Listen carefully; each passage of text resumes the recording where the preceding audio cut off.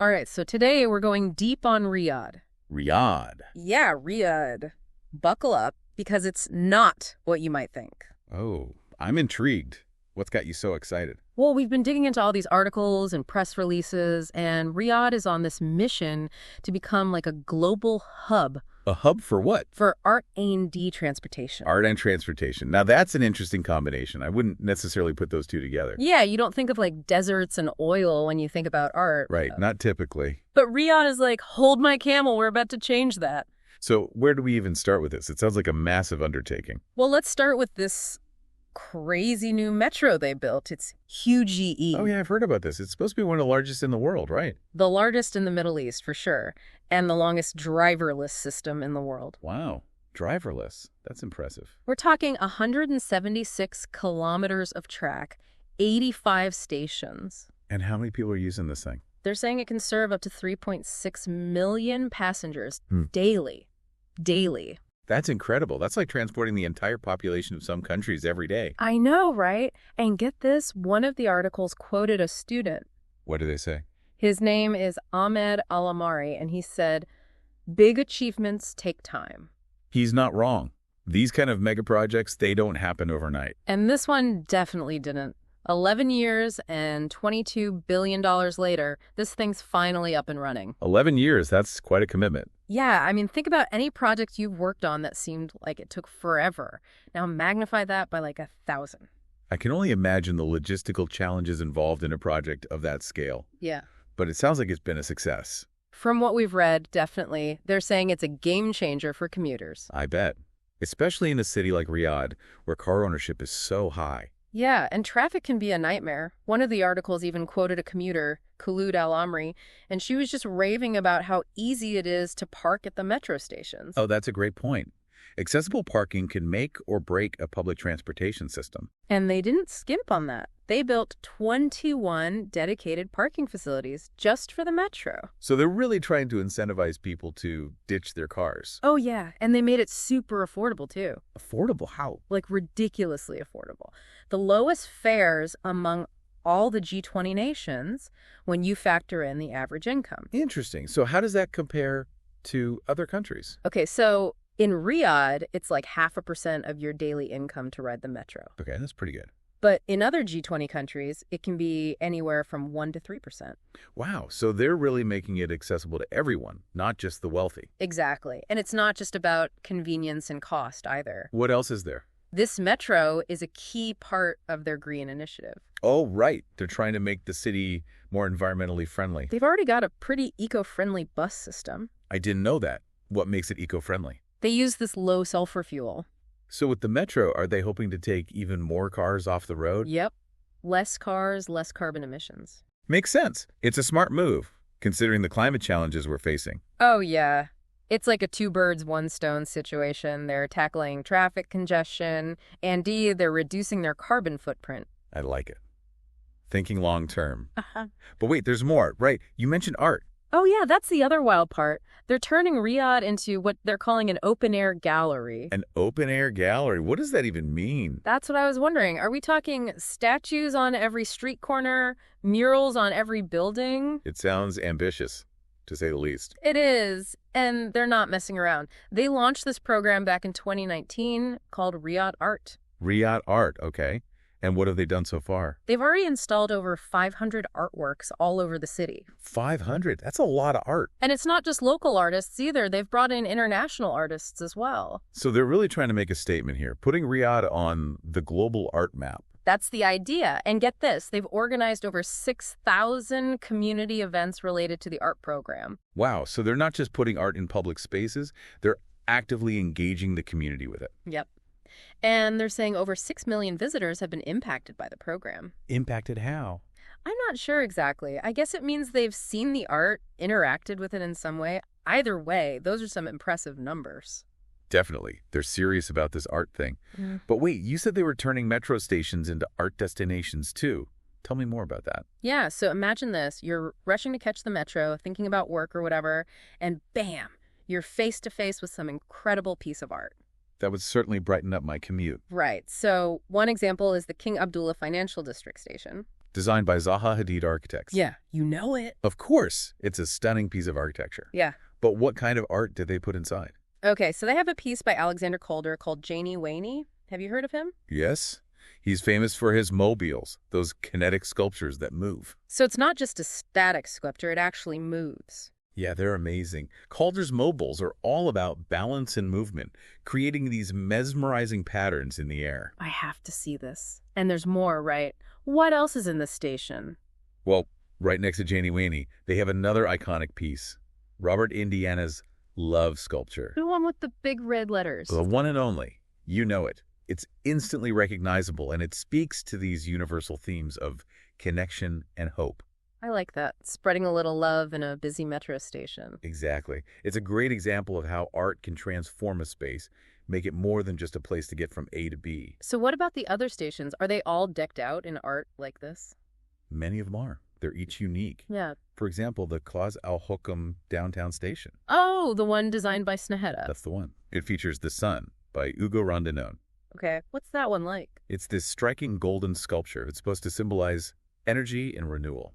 Interesting choice. Almost like they're saying this is a new dawn for Riyadh. It could be interpreted that way. The deliberate move away from their image as an oil-centric nation.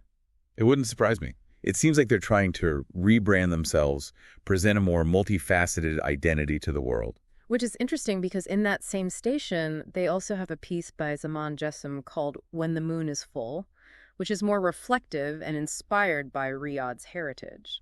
Oh, so they're honoring their past while looking towards the future. It's like they're trying to. It's like they're trying to have it both ways, embracing progress while still holding on to their roots. It's definitely a balancing act.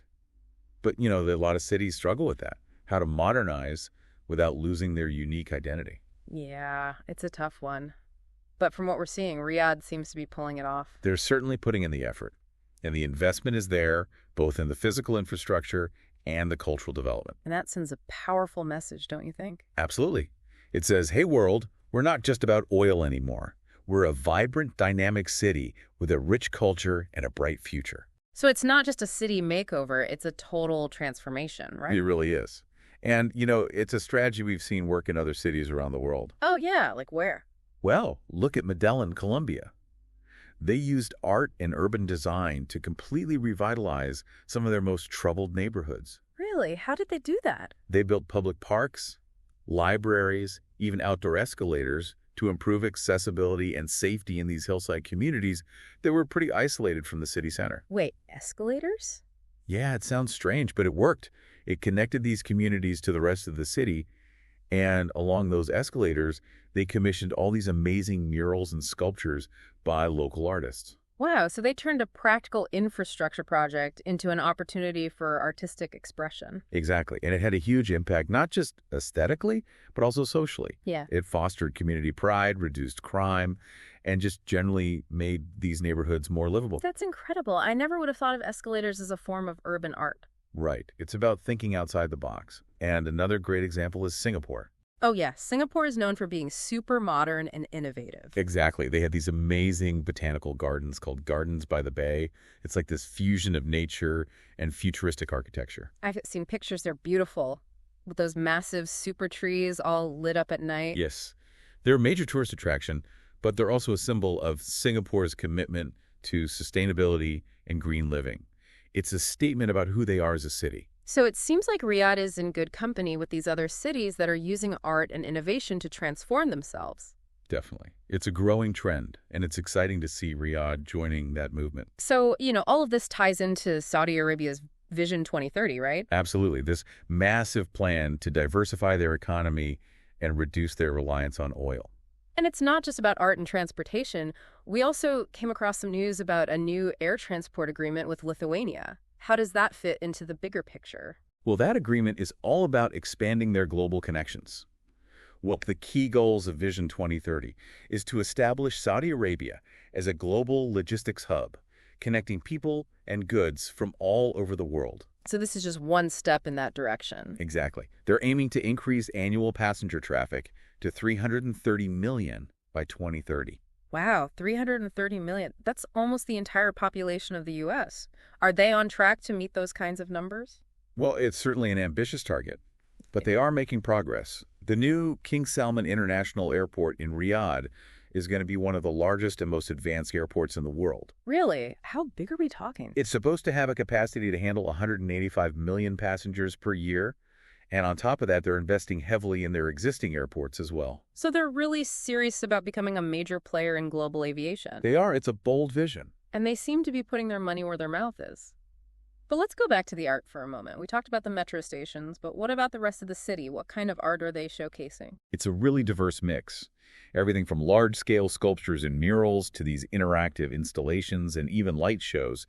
They're pushing the boundaries of what public art can be. So they're not just sticking to traditional art forms. Not at all. They're embracing technology as well. For instance, they have some pieces that incorporate augmented reality, where you can interact with the artwork using your smartphone.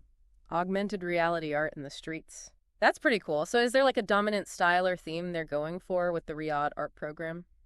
Not really. They seem to be showcasing a wide range of styles and artistic voices, from traditional Islamic art to contemporary abstract pieces. It's really interesting.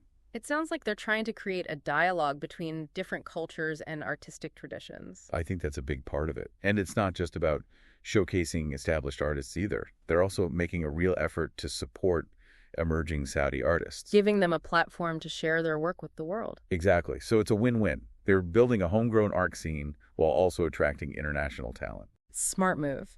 So we've covered a lot of ground here, right? We've got this massive metro system, this ambitious art program, and this whole Vision 2030 plan to transform Saudi Arabia into a global powerhouse. What do you think is the most significant takeaway from all of this? What message is Riyadh trying to send to the world?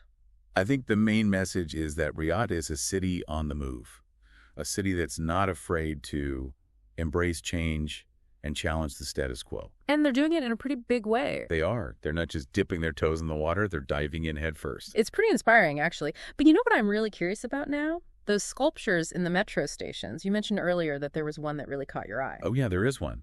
There's one in the Riyadh Metro station. It's called Columns by Mona Hatoum. Columns. Yeah. Okay, I don't know that one. Tell me about it. Well, it's by this Lebanese artist, Mona Hatoum. And she's known for her installations. You know, the kind that make you think. A lot of her work is about displacement and identity. Yeah. It can be pretty intense, actually. Sometimes even unsettling. So what about this columns piece? What's that like? It's these really tall steel columns. Okay. But they're all kind of bent and distorted, like they've been under a lot of pressure. I can see how that would be unsettling, like they're about to collapse or something. Right. And the way they're arranged, it creates this feeling of unease, like the whole thing's unstable. So what do you think she's trying to say with that? Well, it's art. So Yeah. it's open to interpretation, but I think it speaks to how fragile we are. You know, our systems, our structures, even the things that seem solid can crumble under pressure. That's a pretty heavy message to encounter on your way to work. I know, right? But maybe that's the point, you know, to shake things up a little You bit. think? Exactly. And that's what I love about what Riyadh's doing with this whole art program. It's not just about making the city look pretty. They're using art to make people think. To challenge their perspectives. Nice to start a conversation. So it's like social commentary, maybe even a call to action. I think so. It's a way of saying, hey, we're not afraid to engage with the big issues, you know? Yeah, that's pretty bold, especially for a city that's often seen as, well, pretty conservative. Exactly. Huh.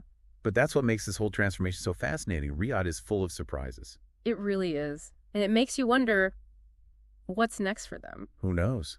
But I have a feeling they're just getting started. This whole deep dive has really opened my eyes. You know, too. I had all these preconceived notions about Riyadh, and now I want to go see it for myself. I know, right? It's like they've reinvented themselves. So what would you say is the biggest takeaway for our listeners?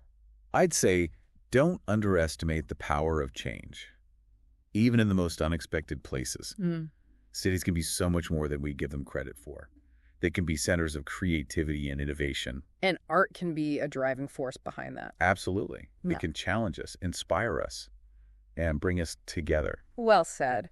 So on that note, I think we've reached the end of our deep dive into Riyadh's transformation. It's been quite a journey. It has. And who knows, maybe we'll all be hopping on a plane to Riyadh someday to see this incredible city for ourselves. I'd be up for that. Until then, keep exploring, keep learning. and always be open to new possibilities. You never know what you might discover. And that's a wrap for today. Thanks for joining us.